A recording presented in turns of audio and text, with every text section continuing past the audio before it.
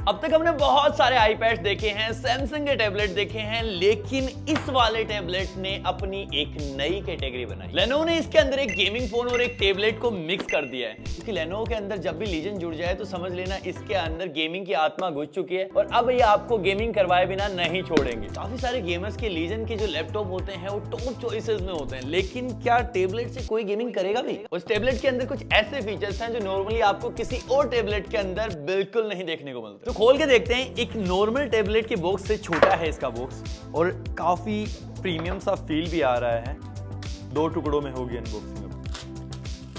हजारों अनबॉक्सिंग कर लिए भाई, प्रीमियम हमसे हो नहीं हो सकता भाई, मुझे माफ कर दो। एक और सेक्शन है जिसके अंदर मिलती है ये टाइप C to C वाली केबल, एक सिम इजेक्टर पिन एंड थोड़ा सा डॉक्यूमेंटेशन। और भाई आपको ये नॉर्मल अनबॉक्सिंग लग रही होगी, लेकिन इसके अंदर जो चार्जर मिला है वो एक PD चार्जर है और मुझे नहीं लगता किसी और टैबलेट के अंदर आपको PD चार्जर मिलता होगा, वो भी 45 वोल्ट। और PD चार्जर का बेसिकली मतलब ये है कि आपके पास चाहे लैपटॉप हो चाहे फोन हो, वो मैक्सिमम जितनी कैपेसिटी पे चार्ज कर सकता है, ये चार्जर भी उनको उसी कैपेसिटी से चार्ज कर पाएगा। भाई पहली बार जब आप इसको देखोगे तो छोटा तो आपको लगेगा, इससे बहुत कम प्राइस में आपको ऐसे बड़े बड़े टैबलेट भी मिल जाते हैं। और एक बड़े टैबलेट के साइड बाय साइड इसको रखोगे तो देखो ये इतना छोटा दिखता है, और एक स्मार्टफोन के साइड में अगर रखा जाए तो आपको कुछ ऐसा दिखने वाला है। इसके अंदर 8.8 इंचेस की डिस्प्ले है। जहां टैबलेट इतने बड़े बड़े बनाए जा रहे हैं, ये इतना छोटा फॉर्म फैक्टर लेके क्यों आ रहा है? इसलिए हमने कहा था कि ये गेमिंग फोन और एक टैबलेट का मिक्सचर है। काफी स्लीक सा फील होता है। ऑल्सो पूरी मेटल बिल्ड है। अगर एक आईफोन को आप साइड बाय साइड रखोगे तो आपको आईफोन भी मोटा दिखने वाला है इससे। और जहां एक नॉर्मल टैबलेट को सिंगल हैंड पकड़ने में थोड़ी सी डिफिकल्टीज आती है, इसमें ऐसा कुछ भी नहीं है। इसमें इजी होल्ड है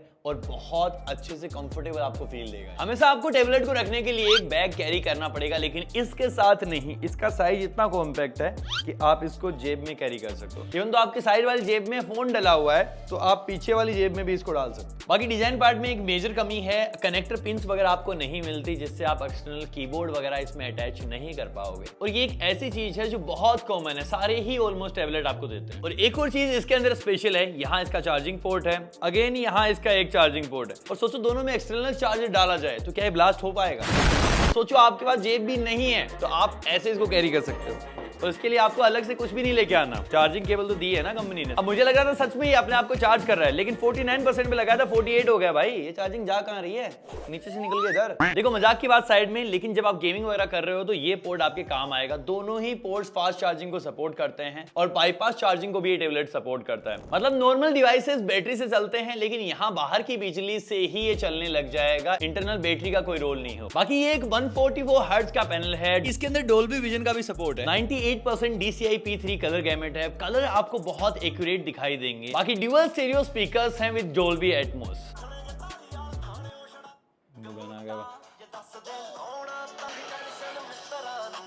बेस काफी अच्छा है और ऐसा लगता है कि पूरा का पूरा बज रहा है। बाकी नेटफ्लिक्स में ना ही 4K का सपोर्ट है, ना ही डोल्बी विजन का सपोर्ट है और ना ही HDR10 का सपोर्ट। बाकी जब आप इसको चलाओगे तो मोस्टली आपको स्टॉक एंड्रॉइड वाली फील आएगी, क्योंकि ज्यादा प्री इंस्टॉल्ड एप्लीकेशन आपको इसके अंदर नहीं मिलती हैं। लेकिन आज के हिसाब से जितने स्मूथ UI आ रहे हैं, ये उतना स्मूथ लगता नहीं है, थोड़ा सा आउटडेटेड लगता है। बाकी इसके अंदर एंड्रॉइड 14 मिलता है, 15 अभी तक आया नहीं है। लेनोवो का खुद का ZUI 16 इसके अंदर मिलता है।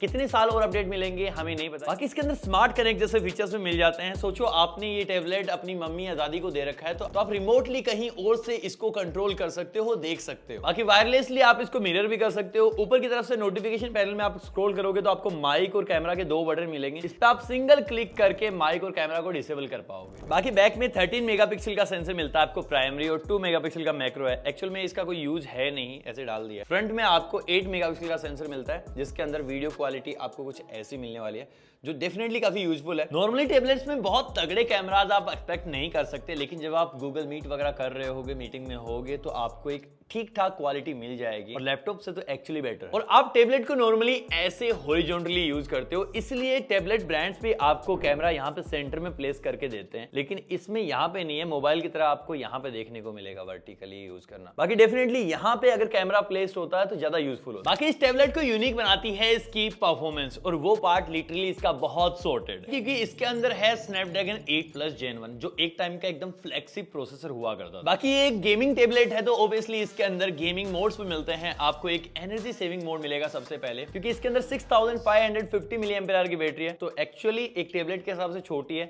तो ये मोड आपके बहुत काम आएगा। उसके बाद एक बैलेंस्ड है जो नॉर्मल मोड है ऑब्वियसली, और उसके बाद तीसरा है बीस्ट मोड, जिसके अंदर आपको मैक्सिमम फ्रेम रेट्स मिलेंगी। मतलब प्रोसेसर की जितनी पावर है वो पूरी निचोड़ के आपको गेमिंग करवाएगा ये, लेकिन रेकमेंड करूंगा उसमें आप चार्जिंग लगा के खेलना और मजा है। बाकी जिन लोगों को नंबर से फर्क पड़ता है, यहाँ बेंचमार्क वगैरह हमने सारे डेज कर रखे हैं, तो नंबर्स आप देख सकते हो। 12 GB की रैम है इसके अंदर। सच में ये बहुत कमाल की है। कमाल इसलिए क्योंकि LPDDR5X बेस्ड रैम। बाकी नंबर्स को साइड हटाते हैं, हमने बहुत टाइम तक इसमें गेमिंग करके देखी है, काफी स्मूथ सा एक्सपीरियंस है। अगर आप 20 मोड में गेमिंग कर रहे हो तो आपको अच्छी फ्रेम रेट्स देखने को मिलती हैं। और एक गेमिंग डिवाइस में प्रोसेसर, रैम के अलावा एक और चीज बहुत ज्यादा इंपॉर्टेंट होती है, विच इज कूलिंग।